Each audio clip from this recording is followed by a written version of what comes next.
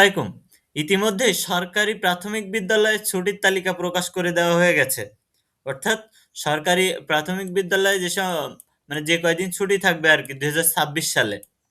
শবে মেরাজ এখানে ১৭ই জানুয়ারি শনিবার। মোট হচ্ছে দেখো, এখানে তোমাদের ছুটি থাকবে মোট ৬৪ দিন। সর্বমোট ছুটি থাকবে ৬৪ দিন।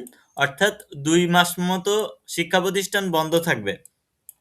৩৬৫ দিনের ভিতরে ৬৪ দিন স্কুল বন্ধ থাকবে। তার মানে ১ বছরের ভিতরে ৬৪ দিন বন্ধ, তার মানে আর থাকতেছে কত? ৩০১ দিন স্কুল খোলা থাকবে। এবং এখানে বলে দিয়েছে, এখানে মাঘী পূর্ণিমা ১ই ফেব্রুয়ারি, শবে বরাত ৪ই ফেব্রুয়ারি, শুভ দোলযাত্রা ৩ই মার্চ। এখানে আবার বৃত্তি পরীক্ষার টাইমও বলে দেওয়া আছে।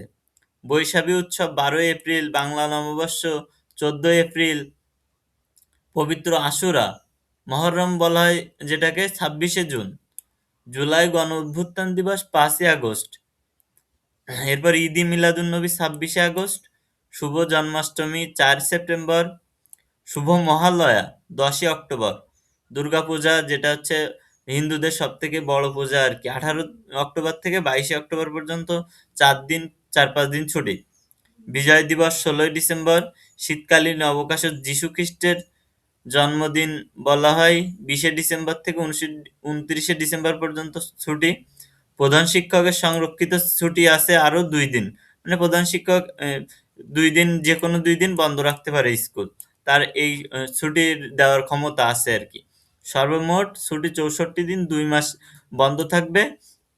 এখানে প্রাথমিক বৃত্তি পরীক্ষা যেটা ক্লাস 5 এর বৃত্তি পরীক্ষা, এখানে ক্লাস 5 এর বৃত্তি পরীক্ষা হবে ২০ থেকে ২৩শে ডিসেম্বর ২০২৬। তার মানে ২০ তারিখ থেকে শুরু হবে, ২৩ তারিখ পর্যন্ত প্রাথমিক ক্লাস 5 এর বৃত্তি পরীক্ষা যেটাকে বলা হয় এটা। এবং বার্ষিক পরীক্ষার ফলাফল প্রকাশ করা হবে ৩১শে ডিসেম্বর ২০২৬।